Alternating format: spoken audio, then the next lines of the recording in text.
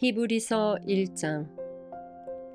옛날에는 하나님께서 예언자를 통해 우리 조상들에게 여러 가지 방법으로 수없이 말씀하셨습니다.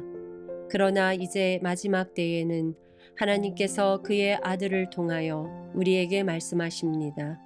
하나님께서는 그의 아들을 상속자로 삼으시고 그를 통해 세상을 창조하셨습니다. 그 아들은 하나님의 영광을 나타내며 하나님의 본성을 그대로 보여줍니다. 능력 있는 말씀으로 만물을 붙드시고 사람들의 죄를 깨끗이 하시는 그분은 하늘에 계시는 위대하신 하나님의 오른편에 앉아 계십니다.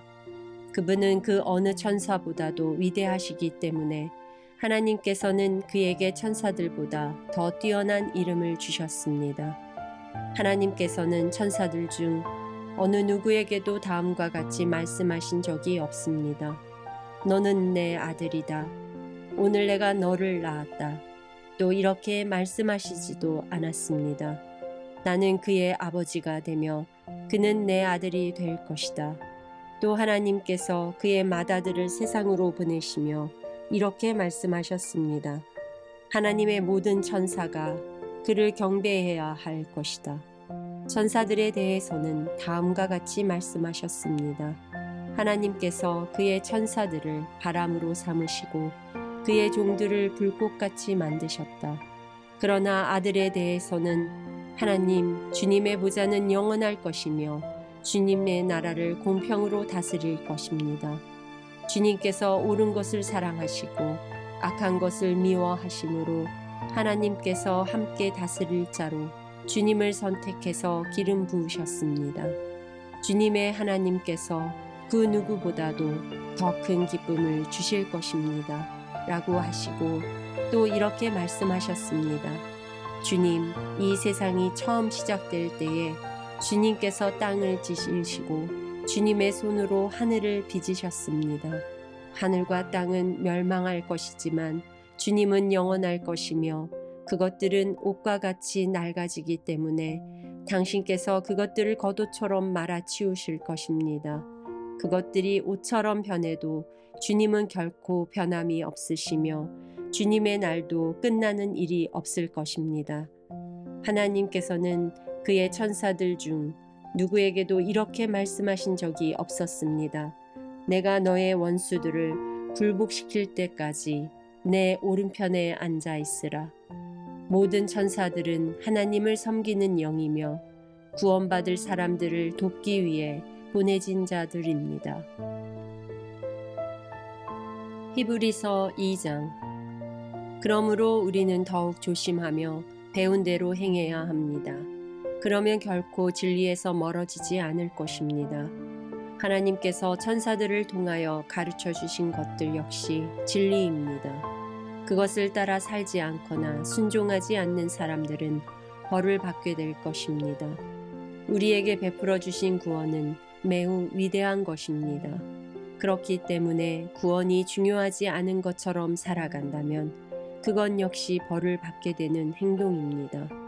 구원에 대해서 처음 말씀하신 분이 바로 주님이시며 또한 그의 말씀을 들은 사람들이 이것이 진실이라고 우리에게 증명해 주었습니다. 하나님께서도 기적과 큰 표적과 많은 놀라운 일들을 통하여 우리에게 구원을 가르쳐 주셨습니다.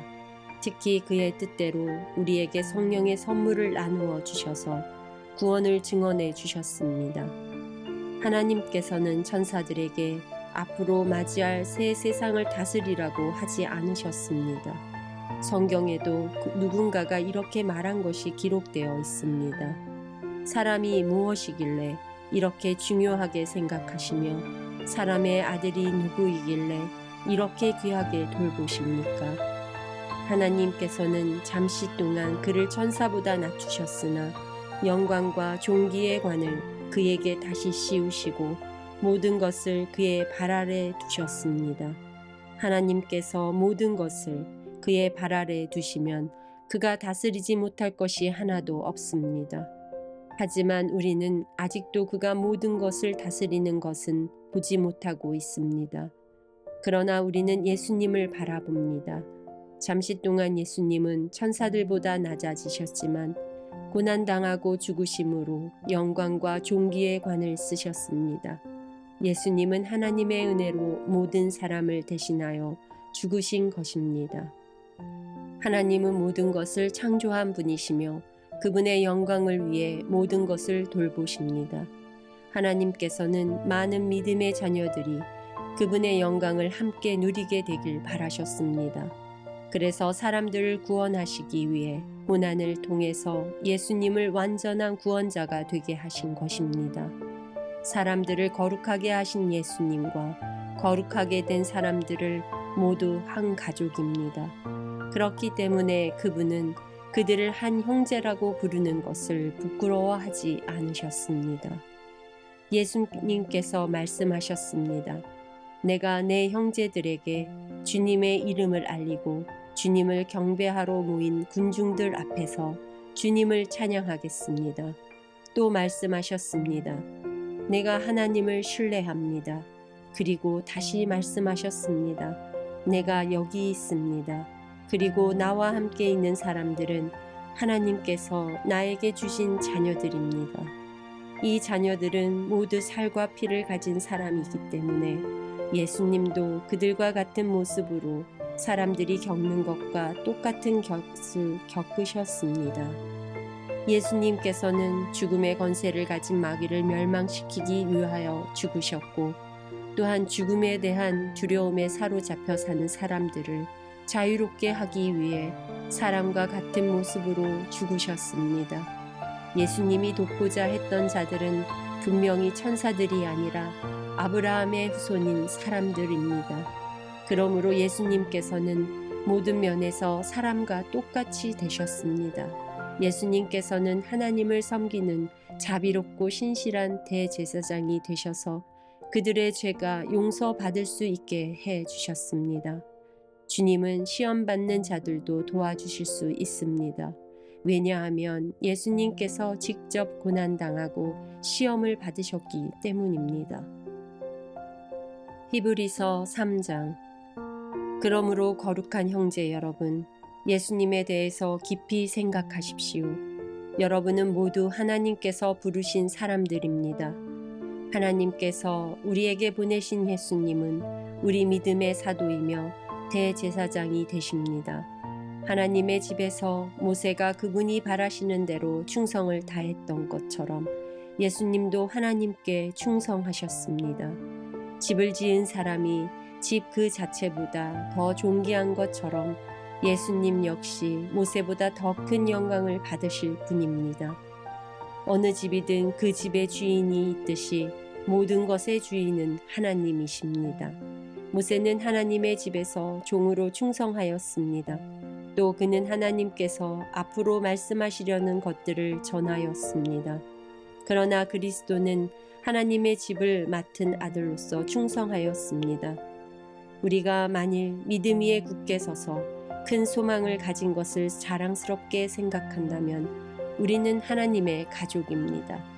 그러므로 성령님도 이렇게 말씀하셨습니다. 오늘 그가 하시는 말씀에 귀를 기울여라. 이전에 광야에서 하나님을 시험하던 것처럼 고집을 부리지 마라. 너희 조상들은 광야에서 40년 동안 내가 한 일을 보았다. 그러나 그들은 나를 떠보고 나의 인내를 시험하였다. 내가 분노하여 그들에게 그들이 내게 충성하지도 않고 나의 길도 이해하지 못하는구나 라고 말했으며 내가 노하여 맹세하기를 그들은 안식처가 될 약속의 땅에 결코 들어오지 못할 것이다 라고 하였다. 그러므로 형제 여러분, 그 어느 누구라도 악한 생각을 품거나 믿음을 소홀히 하지 마십시오. 그런 마음은 살아계신 하나님을 따르는데 방해가 될 뿐입니다. 오히려 오늘이라고 부르는 이 시간에 서로를 더욱더 격려하십시오.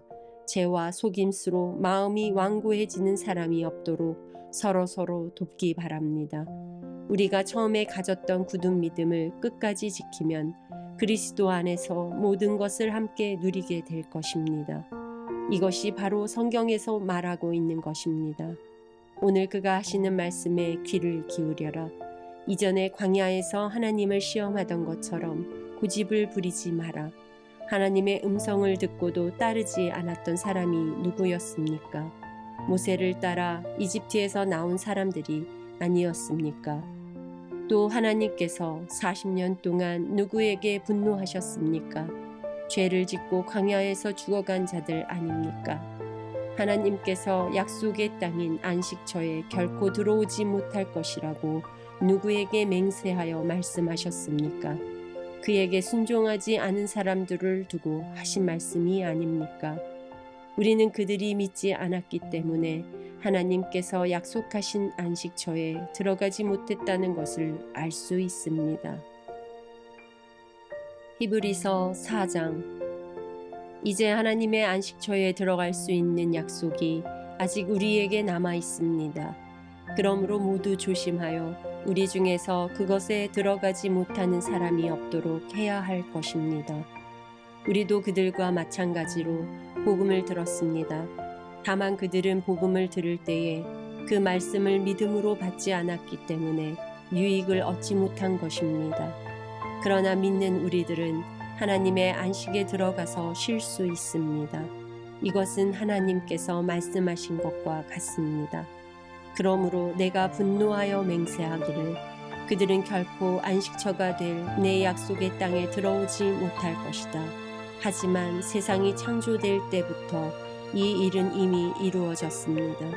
일곱째 날에 대해서는 성경에 이렇게 기록되어 있습니다. 일곱째 날에 하나님께서 그의 모든 일을 끝내고 쉬셨다. 그리고 다시 하나님께서는 그들이 결코 내 안식처에 들어오지 못할 것이다 라고 말씀하셨습니다. 하나님의 안식처에 들어가 안식을 누릴 사람들이 남아 있다는 것은 확실합니다. 그러나 구원의 소식을 처음 들었던 그 사람들은 불순종했기 때문에 그곳에 들어가지 못하였습니다. 하나님께서는 오랜 시간이 지난 후 다윗을 통하여 어떤 날, 즉 오늘날을 예비하시고 다음과 같이 말씀하셨습니다. 오늘날 그의 말씀에 귀를 기울이고 고집을 부리지 마라. 이제 우리는 여호수아가 백성들을 하나님의 안식처로 인도하지 못했다는 것을 알 수 있습니다. 만일 그랬다면 하나님께서 후에 다른 어떤 날을 예비하실 필요가 없었을 것이기 때문입니다. 이것을 통해 우리는 아직 하나님의 백성들을 위한 안식이 남아있다는 것을 알 수 있습니다. 하나님께서 주시는 안식을 누릴 사람들은 하나님께서 자기 일을 쉬셨던 것처럼 모든 일에서부터 자유롭게 편안히 쉬게 될 것입니다. 우리는 그 누구도 지난날 불순종했던 사람들처럼 되지 않으며 그곳에 들어가지 못하는 일이 없도록 힘써야 할 것입니다. 하나님의 말씀은 살아있고 힘이 있습니다. 양쪽에 날이 선 칼보다도 더 날카로워서 우리의 혼과 영과 관절과 골수를 쪼개며 마음속에 있는 생각과 감정까지 알아냅니다. 하나님 앞에서 숨길 수 있는 것은 아무것도 없습니다.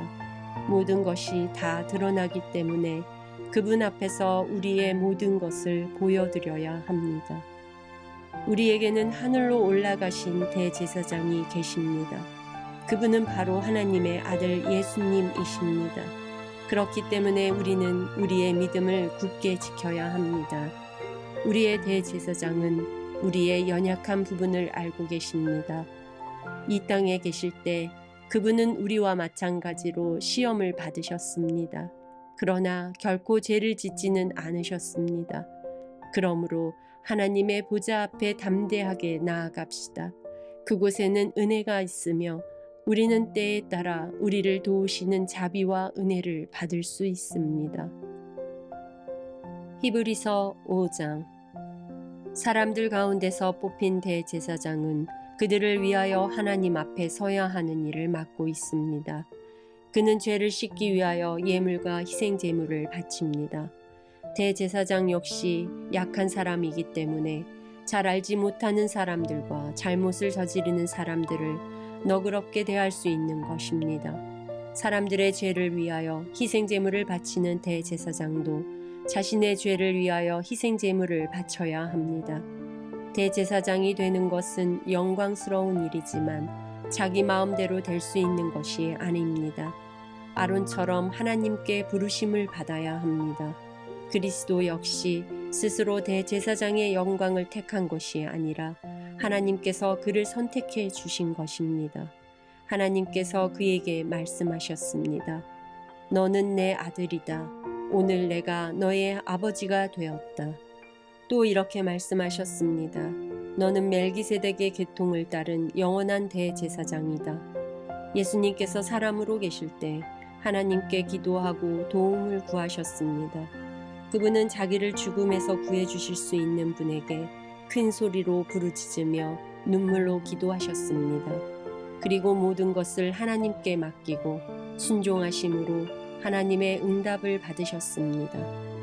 예수님께서는 하나님의 아들이셨지만 고난을 통해 순종하는 법을 배우셨습니다. 그래서 예수님은 우리의 완전한 대제사장이 되시고 그에게 순종하는 모든 자에게 영원한 구원을 주셨습니다. 그는 하나님에 의해 멜기세덱의 계통을 따른 영원한 대제사장이 되었습니다. 멜기세덱에 대해서는 할 말이 많지만 여러분이 깨닫는 것이 둔하기 때문에 설명하기가 어렵습니다. 여러분은 믿은 지 오래되었기 때문에 마땅히 선생이 되어야 했습니다. 그러나 여러분은 아직 하나님의 말씀에 대한 기초를 누군가에게 다시 배워야 할 것 같습니다. 여러분은 단단한 음식을 먹을 준비가 되어 있지 않아서 아직은 젖을 먹어야 할 것 같습니다. 젖을 먹는 자는 아직 어린 아이이기 때문에 옳은 말씀에 대해서 알지 못합니다. 단단한 음식은 어른을 위한 것입니다. 그들은 훈련을 통해 성과 악을 구별할 줄 압니다. 히브리서 6장. 그러므로 훌륭하게 자란 어른이 됩시다. 처음 그리스도에 대해 배우던 때로 되돌아가서는 안 됩니다. 그때는 죽음에 이르게 하는 행위에서 막 돌아서서 회개하던 때이며 하나님에 대한 신앙의 기초를 닦던 때였습니다. 세례와 안수와 죽은 자의 부활과 영원한 심판에 관한 기초를 다시 닦지는 마십시오. 하나님께서 허락하시면 우리는 어른으로 성장할 수 있습니다. 변화된 새 생활로 다시 돌아오지 못하는 사람들도 있습니다. 그들은 한때 하나님의 빛 가운데 살았고 하늘의 은사를 맛보며 성령을 경험한 사람들이었습니다. 하나님의 선한 말씀과 앞으로 올 새로운 세상의 능력도 받았습니다. 그런데 그들이 그리스도를 떠나버렸습니다. 이들을 다시 돌이킬 수 있는 방법은 없습니다. 왜냐하면 그들은 하나님의 아들을 다시 십자가에 못 박고 사람들 앞에서 욕되게 했기 때문입니다. 어떤 사람들은 많은 비를 흡수하는 땅과 같습니다. 그런 땅은 좋은 열매를 맺어 하나님께 복을 받습니다. 반면 가시와 엉겅퀴가 많이 자라나 쓸모없는 땅과 같은 사람들도 있습니다. 그런 땅은 저주를 받으며 불에 태워질 것입니다. 사랑하는 여러분, 우리가 비록 이렇게 말하고 있지만 여러분이 구원을 누리게 될 것을 확신합니다. 하나님께서는 공평하시기 때문에 여러분이 한 일들과 성도들을 도우면서 보여준 사랑을 잊지 않으실 것입니다. 또한 여러분이 지금도 그들을 돕고 있다는 것을 기억하실 것입니다. 우리가 바라는 것은 여러분이 앞으로도 이와 동일한 부지런함을 보여주어 여러분이 가지고 있는 소망을 끝까지 확신하는 것입니다. 게으름 피우지 마십시오. 믿음과 인내를 가지고 나아가면 하나님께서 약속하신 것을 받게 될 것입니다. 하나님께서는 아브라함에게 약속하셨습니다. 하나님보다 더 위대한 분은 없으므로 하나님께서는 자기 이름으로 그에게 맹세하시며 말씀하셨습니다. 내가 반드시 너에게 복을 주고 내 자손을 번성하게 하겠다. 아브라함은 인내를 가지고 이 약속을 기다렸고 마침내 그 약속을 받았습니다. 사람들은 보통 자기보다 위대한 사람의 이름을 대며 맹세합니다. 그래서 자기가 말한 것이 사실임을 확증하고 더 이상 논쟁이 계속되지 않도록 합니다. 하나님께서도 자신의 약속이 사실임을 증명하고 싶으셨습니다. 하나님께서는 자신의 약속을 받을 자들에게 이것을 확실히 나타내셨습니다. 그리고 자신의 계획이 변하지 않는다는 것을 그들에게 알리시려고 맹세로 그것을 보증하셨습니다. 하나님께서는 결코 거짓으로 약속하지 않으시며 거짓 맹세도 하지 않으십니다. 변하지 않는 이 두 사실은 하나님께 피난처를 구하는 우리들에게 용기를 주며 우리가 받은 소망을 붙들 수 있는 힘을 줍니다. 우리가 가진 소망은 영혼의 닷처럼 안전하고 튼튼하여 그 소망을 통해 하늘 지성소의 커튼을 열고 그 안에 들어가게 합니다. 예수님께서 우리보다 앞서 그리고 우리를 위하여 먼저 그곳에 들어가셨습니다. 예수님께서는 멜기세덱의 계통을 따른 영원한 대제사장이 되셨습니다. 히브리서 7장. 멜기세덱은 살렘의 왕이며 지극히 높으신 하나님의 제사장이었습니다. 그는 아브라함이 여러 왕들을 무찌르고 돌아오는 길에 아브라함을 만나 축복해 주었습니다. 아브라함은 전쟁에서 빼앗아 온 물건들 중에서 10분의 1을 멜기세덱에게 주었습니다. 멜기세덱은 정의의 왕이라는 뜻이며 살렘 왕은 평화의 왕이라는 뜻입니다. 그의 아버지와 어머니가 누구인지는 아무도 모릅니다. 그의 고향이 어디인지 아는 사람도 없으며 그가 태어난 날과 죽은 날이 언제인지도 알지 못합니다. 그는 마치 하나님의 아들같이 영원한 제사장으로 있는 자입니다. 그가 얼마나 위대한 사람이었는지 생각해 보십시오. 우리 조상 아브라함은 전쟁에서 이겨 얻은 물건들 중 10분의 1을 그에게 주었습니다. 제사장이 된 레위 사람들은 율법에 따라 백성으로부터 10분의 1을 받을 수 있게 되었습니다. 제사장들과 백성들 모두 아브라함의 자손이지만 제사장은 자기 백성으로부터 10분의 1을 받았습니다. 멜기세덱은 레위 지파도 아니었는데 아브라함으로부터 10분의 1을 받았습니다. 그리고 하나님의 약속을 받은 아브라함을 축복해 주었습니다. 높은 사람이 낮은 사람을 축복해 줄 수 있다는 사실은 여러분도 알고 있을 것입니다. 제사장들도 10분의 1을 받지만 그들도 결국 죽을 인간에 불과합니다. 그러나 아브라함으로부터 10분의 1을 받은 멜기세덱은 성경이 말한 대로 영원히 살아 있습니다. 또한 백성들로부터 10분의 1을 받았던 레위 지파도 아브라함을 통해 멜기세덱에게 10분의 1을 바쳤다고 말할 수 있습니다. 왜냐하면 아브라함이 멜기세덱을 만났을 때 레위는 아직 태어나지 않았고 아브라함의 몸속에 있었기 때문입니다. 이스라엘 백성들은 레위 지파의 제사장 직분을 통해 율법을 받았습니다. 그러나 제사장 직분을 받았다고 해서 그들이 영적으로 완전해질 수는 없었습니다. 따라서 또 다른 제사장, 즉 아론의 계통이 아닌 멜기세덱의 계통을 따른 제사장이 필요했던 것입니다.